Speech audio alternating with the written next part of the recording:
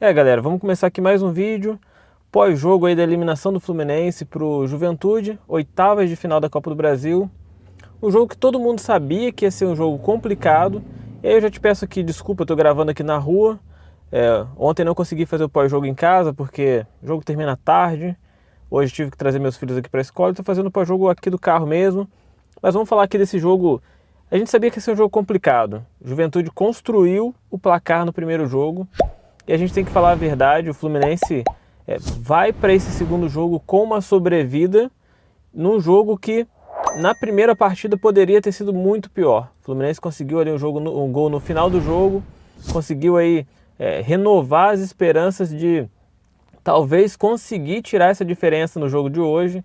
Entrou com o time titular, mas sabendo que o Juventude ia entrar para segurar o jogo, para amarrar o jogo, para jogar por uma bola, porque o Juventude tinha toda a vantagem no jogo de hoje. Porque além do placar que o Juventude construiu no primeiro jogo, o Fluminense entrava na partida de ontem precisando vencer, mas sem poder correr alguns riscos. Quais os riscos o Fluminense não podia correr?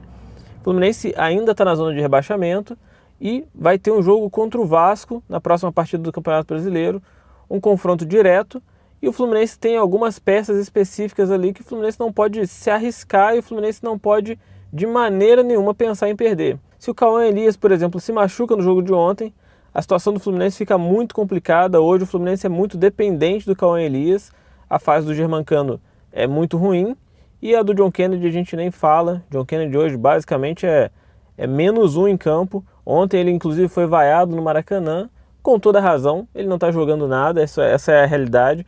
A gente tem toda a gratidão aí ao que ele fez no passado pelo Fluminense, mas se vive um dia de cada vez. Como dizem aí, a glória eterna ela só fica no título mesmo, né? O jogador em si vive um dia de cada vez e o John Kennedy no momento chega a ser complicado colocar ele em campo. A fase dele é ruim, já vinha sendo ruim com o Fernando Diniz. Eu sinto que pode ser pior com o Mano Menezes, essa é a realidade. Ele não tem jogado nada, mas é complicado. Hoje o Fluminense é dependente do Cauã Elias. E não tem também planejamento, não tem estratégia que comporte aí o fato do Fluminense ter tomado um gol com 5 minutos de jogo. A gente já tinha um gol a menos, né? Já tinha que buscar o resultado. O Fluminense entra com o time titular para tentar buscar o resultado. Com 5 minutos toma um gol. E aí não tem planejamento, não tem nada que a gente consiga fazer, que consiga prever esse gol aos 5 minutos. Uma partida que em teoria seria toda do Fluminense, e no primeiro tempo o Fluminense teve 70% de posse de bola, o que condiz aí com o contexto de como o Juventude deveria entrar no jogo, mas o Juventude ainda por cima consegue ali um gol e amplia essa vantagem. Na realidade, o que resume o jogo de ontem foi a competência que o Juventude teve para manter esse placar, conseguir se fechar ali atrás e fez isso muito bem. O Fluminense, apesar da posse de bola de mais de 70% em alguns momentos, das inúmeras finalizações que teve, não conseguiu ter finalizações efetivas, até pelo menos o fim do jogo. O goleiro do Juventude, ele fez inúmeras defesas durante o jogo, mas eu não me recordo, tá, de nenhuma defesa tão complicada que ele tenha feito. A maioria das defesas que o goleiro do Juventude fez foram de bolas lançadas na área ali que o Fluminense já meio perdido, já sem saber o que fazer no jogo, sem ter como furar a defesa do Juventude. Desperdiçou um monte de cruzamento ali, sabendo que o Juventude tem uma zaga alta, que estava se sentindo confortável com esse tipo de jogada.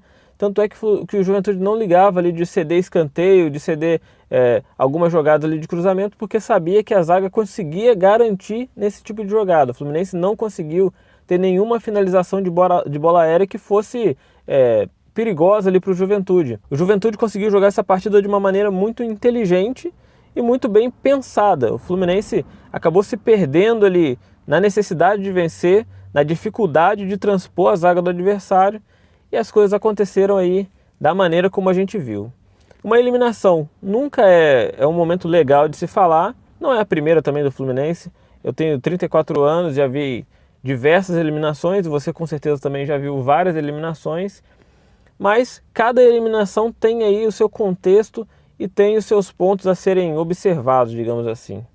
Nesse ponto, para mim, menos mal que o Fluminense tenha sido eliminado da maneira como foi, Por que menos mal? O Fluminense precisava aí da questão financeira, são 5 milhões de reais se o Fluminense tivesse passado do Juventude ontem.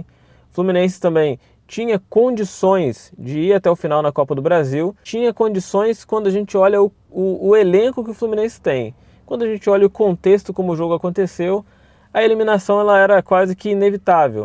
O Fluminense precisou poupar no primeiro jogo e para mim o Mano Menezes acertou. Já falei isso aqui no outro vídeo.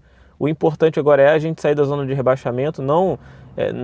Para mim não faz sentido a gente se arriscar na Copa do Brasil ainda estando na zona de rebaixamento e tendo um confronto direto no próximo jogo. Para mim o Mano Menezes acertou.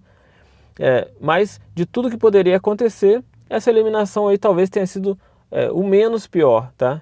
Para mim, o Fluminense conseguir ter pelo menos competido no jogo de ontem, e competiu, foi até o final. O Fluminense se entregou em campo, apesar de inúmeros erros, de algumas jogadas precipitadas ali. O Fluminense fez tudo o que foi possível, tentou tudo o que podia tentar, fez esses inúmeros cruzamentos aí na área que talvez seja um pouco seja um indício aí de que o Fluminense em algum momento já não sabia mais o que fazer para vencer a zaga do Juventude. Essa é uma verdade. Mas, de tudo que poderia acontecer, essa eliminação do jeito que foi, pelo menos jogando, competindo, para mim ela torna essa eliminação pelo menos uma eliminação honrosa. O Fluminense fez o que podia fazer, dentro do contexto que podia fazer. Agora a gente tem que focar em sair da zona de rebaixamento. Na verdade, esse tem que ser o foco até que isso aconteça, até que o Fluminense tenha a segurança de poder dizer que não briga mais contra o rebaixamento. Também não vai adiantar a gente vencer o Grêmio na Libertadores e continuar correndo risco.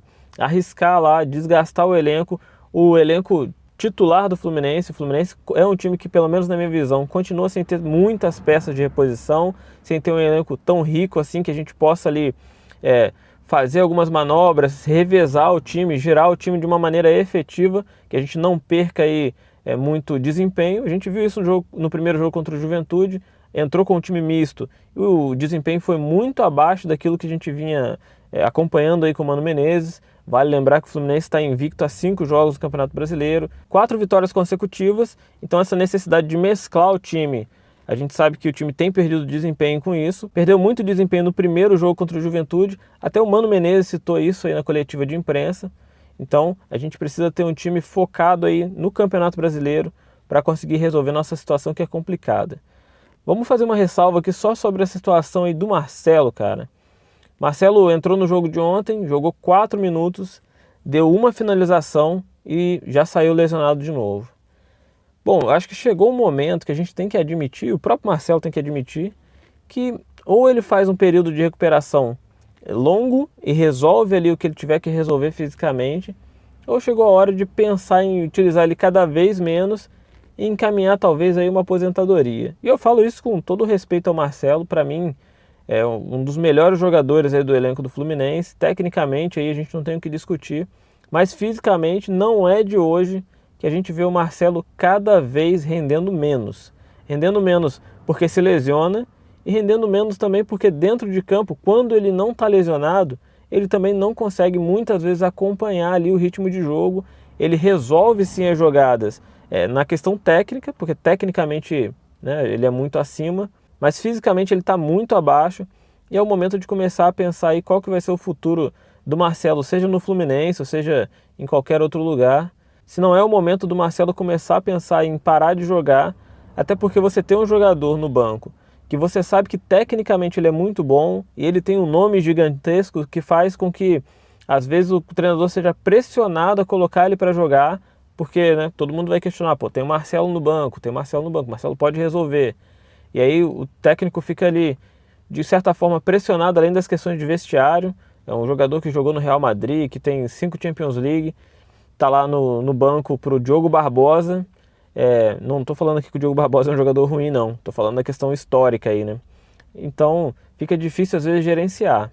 Talvez seja o momento aí de colocar o Marcelo já na sua reta ali de finalização de carreira, talvez fazer um planejamento para isso, porque se continuar da maneira que está, o Fluminense não tem como contar com ele, porque fisicamente ele já não entrega mais e tecnicamente, por mais que ele entregue, a bola precisa sempre passar por ele, o jogo tem que estar num contexto que ele possa se encaixar e nem sempre isso vai acontecer. Então, na minha opinião aí, talvez está chegando a hora de parar. O vídeo de hoje é esse. Se você não é inscrito, cara, se inscreve aqui no canal, deixa seu like, deixa o seu comentário. E se você assistiu esse vídeo aqui até o final, muito obrigado e até a próxima.